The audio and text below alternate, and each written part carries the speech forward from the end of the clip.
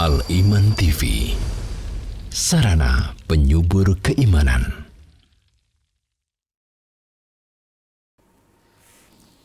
Assalamualaikum warahmatullahi wabarakatuh. Innal hamdalillah nahmaduhu wa nasta'inuhu wa nastaghfiruh wa na'udzu billahi min shururi anfusina wa min sayyiati a'malina. Man yahdihillahu fala mudilla lahu wa man yudlil fala hadiyalah. Wa asyhadu an la ilaha illallah wahdahu la syarikalah wa asyhadu anna Muhammadan abduhu wa rasuluh la nabiyya wa la rasula ba'dah. Allahumma salli wa sallim wa barik ala nabiyyina wa habibina Muhammad wa ala alihi wa sahbihi ajma'in, amma ba'd. Ikhwatal iman rahimani wa rahimakumullah, para pemirsa Al-Iman TV, para pendengar radio Suara Al-Iman, dan teman-teman saya yang dirahmati oleh Allah Subhanahu wa taala. Alhamdulillah, kita kembali bersama mengkaji kitab Al-Arba'in fi Huquq Rabbil Alamin karya Syekh Anis bin Nasir Al-Mus'abi hafizahullahu ta'ala. Jadi yang kita bahas adalah hadis-hadis Nabi yang berkaitan tentang tauhid, ya, khusus tentang masalah tauhid. Dan ini sekarang ini kita akan mempelajari al-hadis ats-tsamina asyara, ya, hadis yang ke-18. Kita baca terlebih dahulu. Tema besarnya adalah tentang masalah kesyirikan, ya. Allah tidak butuh sekutu, itu tema besarnya, ya. Al-hadis ats-tsamina asyara. An Abi Hurairah radhiyallahu anhu, dari Sayyidina Abi Hurairah radhiyallahu anhu, beliau berkata, qala Rasulullah sallallahu alaihi wasallam. Rasulullah sallallahu alaihi wasallam bersabda, qala Allahu tabaraka wa ta'ala. Allah Subhanahu wa ta'ala berfirman. Ini berarti hadis qudsi, ya. Hadis qudsi, yaitu Rasulullah meriwayatkan dari Allah, kemudian Rasulullah redaksikan dengan bahasa Rasulullah sendiri, dengan kata-kata Rasulullah sendiri. Qala Allahu tabaraka wa ta'ala. Allah Ta'ala berfirman, ana aghna syuraka anisyirki. Aku adalah zat yang paling tidak membutuhkan sekutu. Aku paling tidak memerlukan sekutu, tandingan.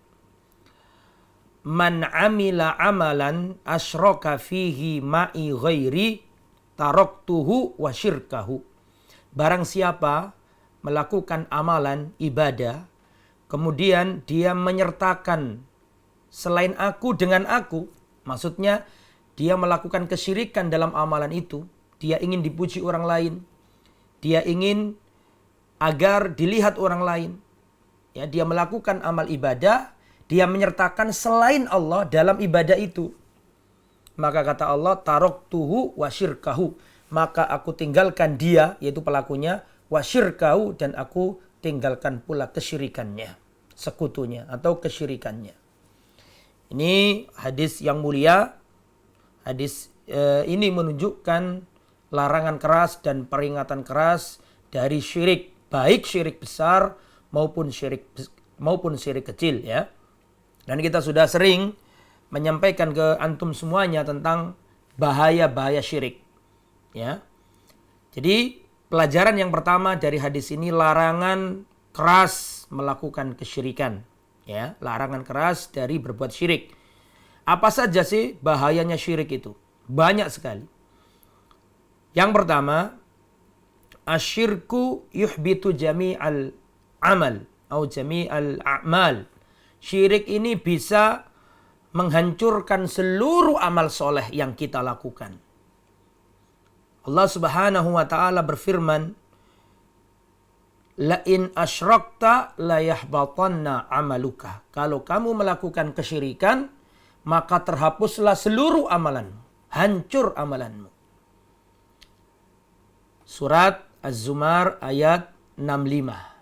Ini bahaya yang pertama dari syirik, ya. Kalau sampai kita melakukannya, ibadah yang kita lakukan lululan tak hilang. Umrah kita, zakat kita, haji kita, kemudian sedekah kita, jihad kita misalnya.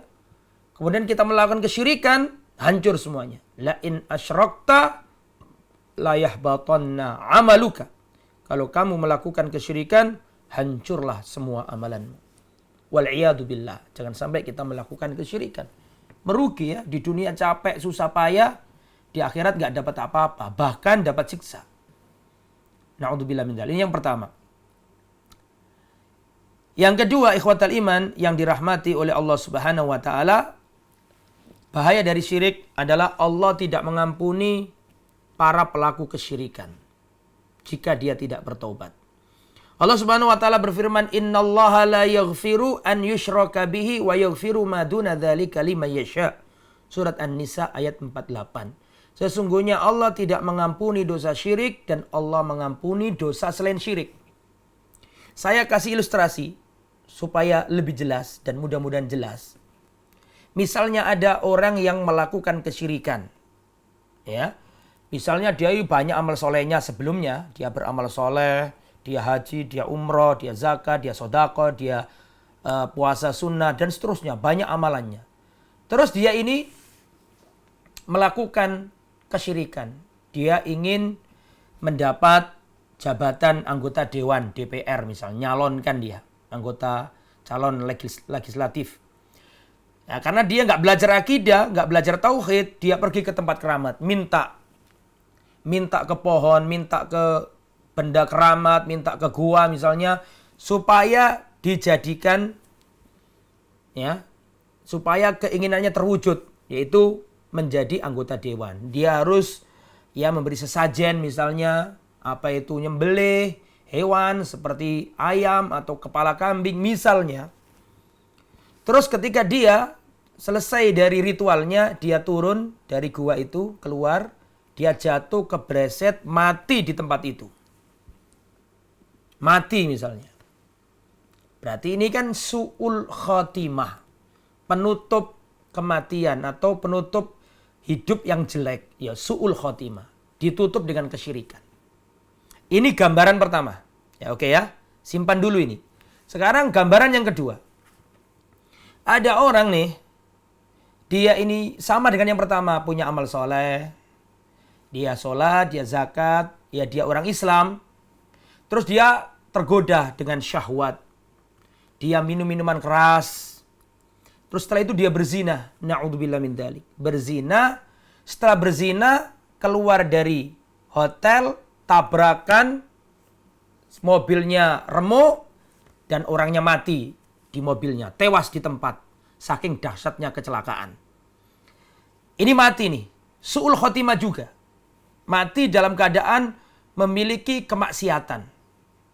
Sehingga ini ada dua gambaran, ya. Gambaran yang pertama, orang yang menutup usianya dengan perbuatan syirik. Yang kedua tadi menutup usianya dengan perbuatan maksiat. Sama-sama su'ul khotimah. Sama-sama matinya jelek. Tetapi apakah nilainya di sisi Allah berbeda? Jawabannya berbeda. Karena orang yang mati membawa kesyirikan, dan tadi kan dua-duanya nggak sempat tobat. Dua-duanya nggak sempat tobat. Yang satu nggak tobat dari syirik, yang satu nggak tobat dari zina. Sama-sama nggak tobatnya. Sama-sama mati. Tapi kedudukannya di akhirat berbeda. Adapun orang yang melakukan kesyirikan tadi itu jelas.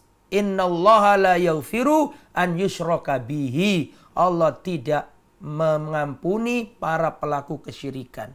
Ini, orang menutup usianya dengan kesyirikan. Wa yaghfiru ma duna dzalika liman yasha, dan Allah mengampuni dosa selain syirik. Artinya, orang yang menutup usianya tadi dengan zina masih memungkinkan untuk diberi ampunan Allah. Itu bedanya. Karena apa? Karena pelaku kesyirikan ini sholatnya tadi, zakatnya tadi nggak dilihat oleh Allah. Ya, la in asyrakta la yahbatanna amaluka. Kalau kamu melakukan kesyirikan, hancurlah amalanmu. Semua itu dia hilang semuanya. Nggak dianggap sama Allah. Allah nggak menoleh amalan kebaikannya. Tapi kalau pelaku maksiat yang mati dalam kondisi berzina tadi, kan nggak syirik tuh. Allah masih nggak menggugurkan pahala yang lain. Sholatnya masih dianggap, hajinya masih dianggap, umrohnya masih dianggap. Mungkin dia bakti sama orang tua, mungkin dia suka sodako sembunyi-sembunyi. Masih dilihat Allah. Makanya masih memungkinkan diampuni Allah. Itu makna dari kalau syirik nggak diampuni, kalau selain syirik diampuni karena itu. Makanya hati-hati kita dari berbuat kesyirikan. Itu ya. Nah, kemudian ikhwatal iman yang dirahmati oleh Allah Subhanahu wa taala, itu bahaya syirik yang nomor 2. Sekarang bahaya kesyirikan yang nomor 3. Haramallahu ala sahibi syirik al-jannah. Allah haramkan surga bagi para pelaku kesyirikan. Tidak ada setitik tanah pun di surga diperuntukkan untuk ahli syirik. Tidak bisa. Ahli syirik nggak bisa masuk surga. Itu sudah janjinya Allah. Allah haramkan surga dimasuki para pelaku kesyirikan. Mana dalilnya? Coba kita lihat. Allah Subhanahu wa taala berfirman dalam surat Al-Maidah ayat 72. Innahu man yusyrik billahi faqad harramallahu alaihil jannah. Barang siapa melakukan kesyirikan, menyekutukan Allah, faqad harramallahu alaihil jannah. Allah haramkan surga atas pelaku kesyirikan tersebut. Wa ma'wahun nar, dan tempat kembalinya adalah neraka. Wa ma lidzalimina min ansor, dan tidak ada orang yang berbuat dolim, kesyirikan itu penolong. Gak punya penolong dia. Gak punya pemberi syafaat. Ya, Rasul gak bisa memberi syafaat kepada para pelaku kesyirikan. Gak bisa. Pamannya Nabi itu yang membela Nabi, yang mencintai Nabi, gak bisa masuk surga. Gak bisa dapat syafaat Nabi untuk masuk surga. Gak bisa. Karena melakukan kesyirikan. Man mata la yusyriku billahi syai'an dakhalal jannah. Man mata la yusyriku billahi syai'an dakhalal jannah. Barang siapa mati dalam keadaan tidak menyekutukan Allah, dia masuk surga, diampuni Allah. Wa man mata yusyriku billahi syai'an dakhalan nar, dan barang siapa mati dalam keadaan melakukan kesyirikan, maka Allah memasukkannya ke neraka. Hadis riwayat Imam Muslim. Nah, itu bahaya yang nomor 3. Kemudian ikhwatal iman yang nomor 4, asyirku a'dhamuz zulm. Ya. Jadi syirik itu seagung-agungnya kezaliman. Tidak ada kezaliman di atasnya syirik, tidak ada. Karena syirik itu yang paling tinggi, tidak ada lagi setelahnya kezaliman. Ya, kezaliman yang paling tinggi adalah syirik. Itu bahaya yang nomor 4. Jadi apa sih makna kezaliman? Az-zulm dalam bahasa Arab, az-zulm itu ziddul adl. Kezaliman itu lawan dari keadilan. Ya, dalam bahasa Arab, dolim itu lawannya adil. Adil itu artinya menempatkan sesuatu pada tempatnya. Wad'u syai' fi mahallihi. Meletakkan sesuatu pada tempatnya itu adil. Adapun dolim adalah wad'u syai' fi ghairi mahallihi. Meletakkan sesuatu tidak pada tempatnya. Itu dolim. Nah, mengapa syirik kok dikatakan dolim? Syirik dikatakan dolim, kedoliman, karena dia meletakkan ubudiyah, harusnya diberikan kepada Allah, tapi dia berikan kepada selain Allah. Inilah letak dikatakan kedoliman. Lah, syirik itu kedoliman yang paling atas. Tidak ada lagi di atas syirik itu kedoliman. Yang paling pol ya syirik ini. Mana dalilnya? Dalilnya bisa dilihat dalam surat Luqman ayat 13. Ya. Ya bunayya la tusyrik billah. Wahai anakku. Ini Luqman menasihati anaknya. Luqman memberi wejangan, nasihat, wasiat kepada anaknya. Ya bunayya la tusyrik billah. Wahai anakku, jangan kamu melakukan kesyirikan. Inna syirka la dzulmun adzim. Karena sungguhnya kesyirikan itu adalah kezaliman yang agung. Tuh kan? Yang paling agung. Yang lain-lain masih mungkin diampuni Allah. Tapi kalau sudah syirik, enggak, Allah enggak ngampun. Allah sendiri yang mengatakan itu. Kemudian yang nomor 5, bahaya dari syirik, yahsulu li sahibi syirik adz-dhalal fid dunya wal akhirah. Para pelaku kesyirikan akan mendapatkan kesesatan di dunia dan di akhirat. Kesesatan yang jauh. Jadi Allah Subhanahu wa taala mensifati pelaku kesyirikan itu orang yang tersesat dengan tersesat yang sangat jauh. Coba antum lihat dalam surat An-Nisa ayat 116. Wa may yusyrik billahi faqad dhalla dhalalan ba'ida. Dan barang siapa menyekutukan Allah, maka dia tersesat dengan tersesat yang jauh, yang sulit baliknya. Karena terlalu jauh kesesatannya. Jadi Allah menamai kesyirikan itu dhalalan ba'idah, kesesatan yang jauh. Maka adalah kita berhati-hati ya. Nabi Ibrahim saja itu takut loh dengan kesyirikan. Nabi Ibrahim bapaknya ahli tauhid, punya anak namanya Ismail ahli tauhid, ya, punya anak lagi namanya Ishak ahli tauhid. Nabi Ishak punya anak Nabi Yakub ahli tauhid, Nabi Yakub punya anak Nabi Yusuf ahli tauhid. Tapi lihat doanya Nabi Ibrahim, meskipun keluarganya adalah keluarga ahli tauhid. Lihat doanya beliau. Beliau berkata dalam doanya, wajnubni wa baniya an na'budal asnam. Ya Allah, jauhkanlah aku dan anak keturunanku dari menyembah berhala, dari menyekutukanmu ya Allah. Padahal itu Nabi, dijamin masuk surga, dijaga sama Allah, dengan keturunannya masih berlindung dari syirik. Kita ini bukan Nabi, kita nggak dijaga Allah dari kesalahan, maka kita lebih harus berlindung kepada Allah dari kesyirikan. Itu ya. Kemudian yang nomor 6, asyirku yutfi'u nurul fitrah.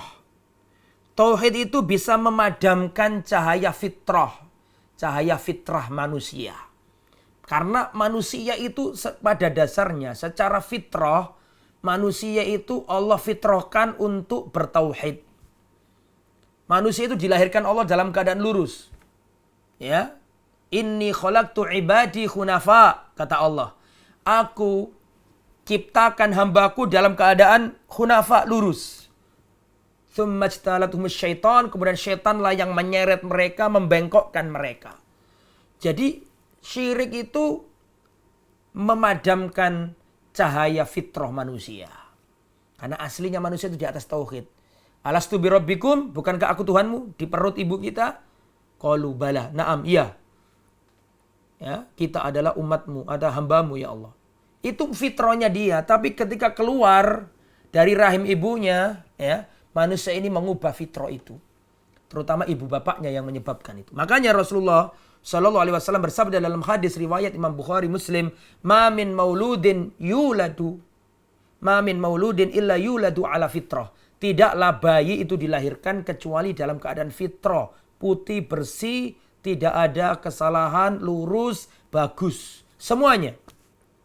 Fa'abawahu yuhawwidanihi au yunassiranihi au yumajjisanihi. Tapi bapak ibunya lah yang telah menyebabkan anak ini menjadi Yahudi, menyebabkan anak ini menjadi Nasrani, dan menyebabkan anak ini menjadi Majusi. Ya. Jadi kalau orang melakukan kesyirikan, maka dia itu keluar dari fitrah aslinya. Allah Subhanahu wa taala berfirman, inni, dalam hadis qudsi ya, inni khalaqtu ibadi khunafa kulluhum. Aku ciptakan hamba-hambaku itu dalam keadaan khunafa, lurus, baik-baik, bagus-bagus. Kulluhum, semuanya tanpa terkecuali. Wa innahum atathumus syayatin fajtalathum an dinihim. Kemudian setan itu mendatangi hamba-hambaku yang lurus tadi, fajtalathum an dinihim. Terus dipalingkan, dibelokkan, ya, diseret dari jalan yang lurus menuju kesesatan sehingga mereka jauh dari agamanya. Maka hendaklah kita menjaga tauhid agar kita tetap di atas fitrah kita. Kemudian yang nomor 7, asyirik sababul dha'af. Syirik itu menyebabkan kelemahan. Semakin melakukan syirik, orang itu akan semakin lemah. Semakin kuat imannya seseorang, semakin kuat tawakal dan bersandarnya, iktimatnya kepada Allah, semakin kuat orang itu. Makanya Rasulullah SAW dalam hadis Imran bin Husain, Rasulullah pernah melihat seorang laki-laki membawa gelang dari kuningan. Kata Nabi, mahadhihi, ini apa ini? Yang kamu pakai ini apa? Maka orang itu menjawab, minal wahinati, ini untuk menolak penyakit ya Rasulullah. Maka Rasulullah mengatakan, inza'ha fa innaha la taziduka illa wahna. Segera copot, cabut gelang ini. Ya, sesungguhnya gelang ini, jimat ini tidak menambah untukmu kecuali kelemahan. Fa innaka law mitta wa hiya 'alaika ma aflahta abada. Seandainya kamu mati sedangkan gelang jimat ini masih ada di tanganmu, ma aflahta abada. Kamu enggak akan selamat, kamu enggak akan bahagia selama-lamanya. Hadis riwayat Imam Ahmad dengan sanad la ba'sa bihi. Ya, itu bahaya syirik ya, bahaya syirik. Nah, kita kembali ke hadis ya. Hadis ke-18. Allah mengatakan, ana aghna syuraka anis syirik. Aku zat yang paling tidak membutuhkan sekutu. Man amila amalan asyraka fihi ma'i ghairi, barang siapa berbuat amal ibadah kemudian menyertakan selain Allah denganku dalam ibadah itu, taraktuhu wa syirkahu, aku tinggalkan dirinya, pelaku syirik tersebut, dan aku tinggalkan juga sekutu dan kesyirikannya. Nah ini itu pelajaran pertama tadi, bahaya syirik, larangan keras dari berbuat syirik itu pelajaran pertama. Sekarang pelajaran yang kedua. Pelajaran kedua dari hadis ini yakni perintah untuk berbuat ikhlas. Ya, perintah berbuat ikhlas. Jangan sampai kita beribadah tapi selain untuk Allah kita ingin dipuji manusia. Nah, ini enggak ikhlas namanya. Makanya Allah katakan, aku zat yang paling gak memerlukan sekutu. Jadi kalau kita sholat, memang untuk Allah ya, tapi ingin dipuji orang. Ini namanya menyertakan sekutu dengan Allah dalam ibadah kita. Ini gak boleh. Makanya kita harus menjaga niat agar tetap di atas keikhlasan. Apa sih makna ikhlas itu? Ikhlas itu, Bapak Ibu, saudara-saudariku, ikhlas itu dari bahasa Arab. Akhlasa yukhlisu ikhlason, ya, artinya menjernihkan, ya, artinya memurnikan. Nah, itu aslinya. Bimakna at-tasfiyah, menjernihkan dan memurnikan, ya. Al-ikhlas fil ibadah artinya mengikhlaskan, memurnikan dan menjernihkan ibadah hanya untuk Allah. Itu maksudnya ikhlas. Ya, jadi harus jaga kita. Lah penyakitnya ikhlas itu banyak. Di antara yang pertama riya. Itu penyakitnya ikhlas. Riya, apa sih makna riya itu? Riya itu minar ru'ya. Ru'ya itu penglihatan. Kenapa riya dikatakan riya? Li'annahu idharul ibadah liqasdi ru'yatin nas wal khusul ala sanaihim. Kenapa dikatakan riya? Riya itu kan penglihatan. Ini orang melakukan riya. Apa sih makna riya? Riya artinya idharul ibadah liqasdi ru'yatin nas. Seseorang menampakkan ibadahnya, tujuannya untuk mendapat sorot mata manusia, agar manusia melihat dirinya. Wal khusul ala thanaihim, dan agar orang itu memuji dirinya. Dia ingin mendapatkan pujian manusia. Misalnya, rajulun yusolli fil masjid. Seseorang sholat di masjid. Tujuannya dalam hatinya supaya orang-orang melihat bahwa dirinya itu rajulun abid. Supaya orang itu melihat bahwa dirinya itu ahli ibadah. Nah, keinginan agar dilihat orang ini namanya riya. Nah, penyakit dari ikhlas yang lain adalah sum'ah. Sum'ah sama riya itu ada bedanya. Adapun sum'ah itu orang ini menyembunyikan amal. Nggak ditambah-tambahkan ke orang. Enggak. Disembunyikan amalannya. Tetapi setelah sembunyi-sembunyi diceritakan ke orang. Oh tadi malam aku sholat malam. Ini namanya sum'ah bukan riya. Kalau riya itu ketika ibadah ingin dilihat orang. Nah itu namanya riya. Kalau ibadahnya ingin dilihat itu namanya riya. Tapi kalau ibadahnya ingin didengar orang itu namanya sum'ah. Misalnya orang sholat malam, dia sendiri gak ada yang tahu, gak ada yang lihat. Tapi ketika pagi hari dia ngomong, kalau bisa kami itu seperti aku. Tapi niatnya itu ingin dipuji. Saya itu kalau malam selalu sholat malam. Niatnya bukan untuk memberi motivasi, tapi ingin dipuji. Didengar-dengarkan ke orang, ini namanya sum'ah. Jadi bisa membedakan antara riya sama sum'ah. Riya itu berbuat supaya dilihat orang. Kalau sum'ah berbuat meskipun disembunyikan, tapi ujung-ujungnya diperdengarkan ke orang, diceritakan ke orang. Nah dua-duanya itu nggak boleh. Dua-duanya itu tidak diperbolehkan. Wa ma umiru illa liya'budullaha mukhlishina lahuddin. Dan kita tidak diperintahkan kecuali untuk mengikhlaskan peribadatan ini hanya untuk Allah Subhanahu wa taala. Nah, masalah riya ini penting sekali. Bagaimana kalau amal itu amal soleh, terus kecampuran riya, ini bagaimana hukumnya? Ini ternyata ada penjelasan yang sangat panjang sekali. Siapkan pulpen antum, siapkan catatan antum, siapkan kertasnya, dicatat ya. Hukmur riya idza khalatal amal Bagaimana hukum amal soleh kalau bercampur sama riya? Apakah batal semuanya atau bagaimana? Itu ya. Yang pertama, macam yang pertama ini ya. Macam yang pertama, ada beberapa macam ini ya. 1, 2, 3, 4. Ada 4 macam. Ya, ada 4 macam dari riya. Yang pertama, ar-riya al-makhd. Orang melakukan amal soleh tapi tujuannya riya murni. Riya murni. Seperti aslama min ajli an yakhsul thana'an nas. Fakulu ibadatihi min ajli takhsilit thana'. Seorang yang pura-pura masuk Islam atau dia masuk Islam tujuannya mendapat pujian manusia. Seluruh ibadahnya dari awal sampai akhir itu ingin dipuji manusia. Murni ingin dipuji manusia. Maka ini jelas batil dan ini tidak keluar dari orang Islam. Artinya hanya orang kafir yang bisa melakukan ini. Kalau masuk Islamnya cuma pura-pura. Seperti orang munafik. Maka ini batal semuanya amal ibadahnya. Ya, ini yang pertama. Sekarang yang nomor 2. Ayyakuna riya'u fi aslil amal hatta nihayatihi.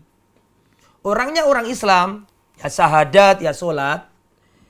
Tetapi riyaknya ini dari awal ibadah sampai akhir ibadah. Saya kasih contoh. Seorang laki-laki sholat. Sholat pertama kali niat ingin dipuji orang. Wah ada orang, ada calon mertua. Sholat. Serius khusyuk. Sampai dia selesai niatnya ingin dipuji calon mertua. Dari awal sampai akhir. Maka ini batal secara mutlak berdasarkan ijma' para ulama. Ini yang nomor 2 ya. Kalau orang melakukan amal soleh tapi niat dari awal sampai niat akhir semuanya bukan untuk Allah. Tapi ingin dipuji calon mertua misalnya. Maka ini pun batal sepakat para ulama. Itu model yang nomor 2. Sekarang model yang nomor 3. Ayyakuna aslul amali li ghairillah thumma akhlasa lillah. Seorang melakukan amal soleh, pertama-tama ini nggak ikhlas. Dia sholat kan nggak ikhlas. Dia sebenarnya nggak pengen sholat.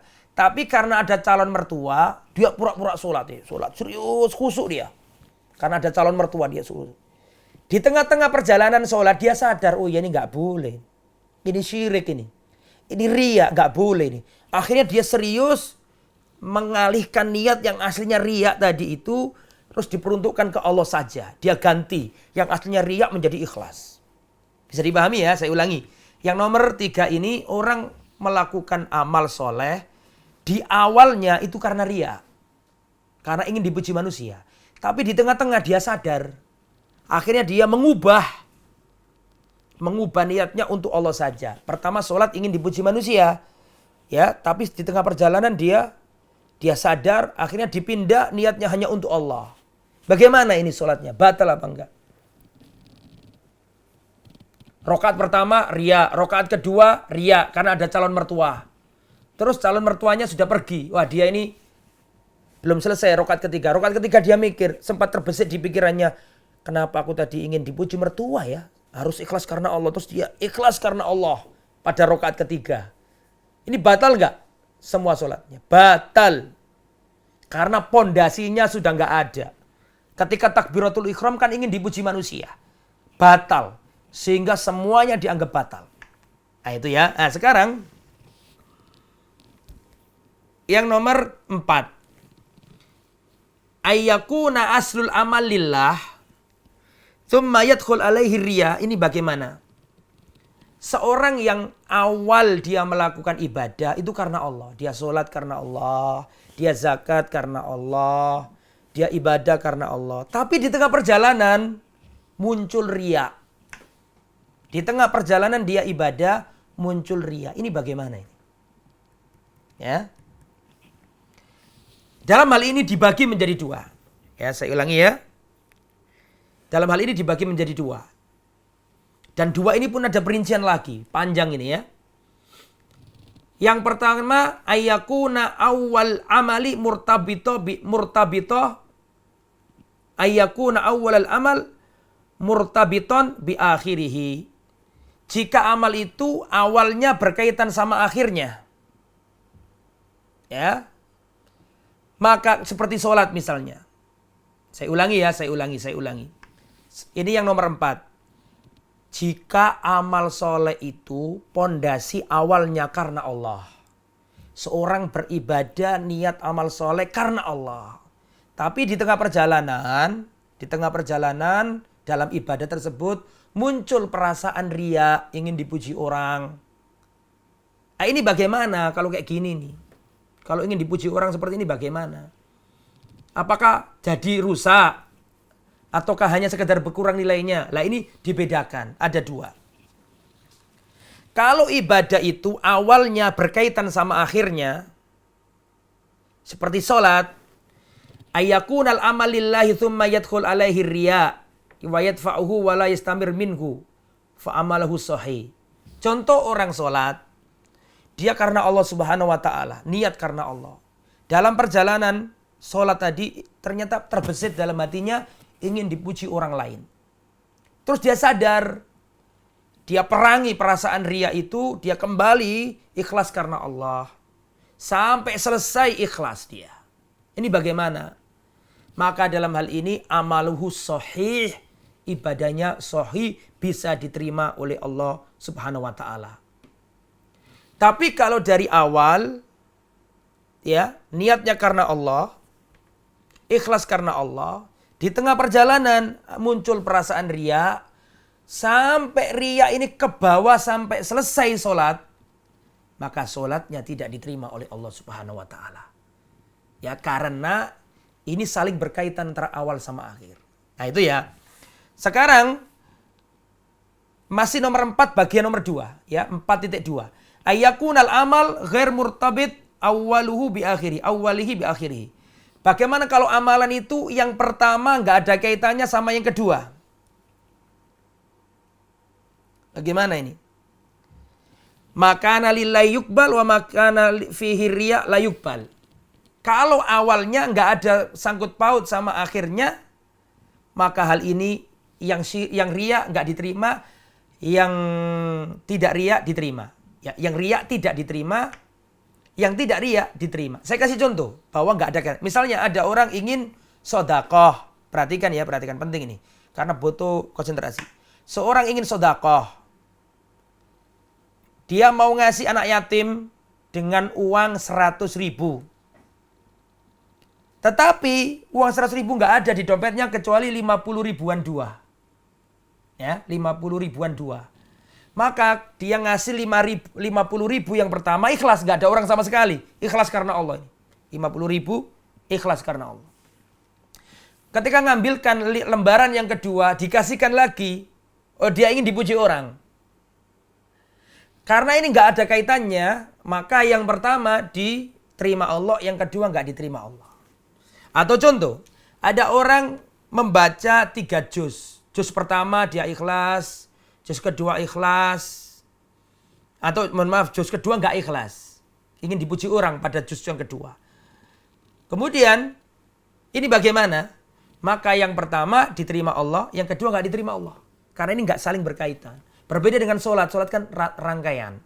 Kalau di awal sudah rusak semuanya ya. Itu tentang masalah riya ini ya. Ikhwatal iman yang dirahmati oleh Allah Subhanahu wa ta'ala. Ini juga masih ada pembahasan yang lain tentang masalah riya ini. Tapi untuk sementara kita cukupkan sampai di sini. Wallahu a'lam bishawab. Semoga apa yang disampaikan bermanfaat. Kurang lebihnya saya mohon maaf. Kalau ada sesuatu yang salah, yang kurang tepat, silakan saya dikasih tahu. Saya sangat berlapang dada jika saya dikasih masukan atau dibenarkan dari apa-apa yang salah, maka saya terima kasih banyak. Demikian apa yang bisa saya sampaikan. Saya ucapkan terima kasih banyak kepada kru Al-Iman TV dan juga Radio Surah Al-Iman yang bertugas, para pemirsa Al-Iman TV semuanya. Semoga Allah Subhanahu wa taala senantiasa menjaga kita semuanya, dunia kita dan akhirat kita. Allahumma inna nas'aluka al-afiyah fid dunya wal akhirah. Ya Allah, kita memohon kepadamu, kami memohon kepadamu ya Allah, keafiatan, keselamatan di dunia dan di akhirat. Semoga bermanfaat. Subhanakallahumma bihamdika, asyhadu an la ilaha illa anta, astaghfiruka wa atubu ilaik. Wassalamualaikum warahmatullahi wabarakatuh. Al Iman TV, sarana penyubur keimanan.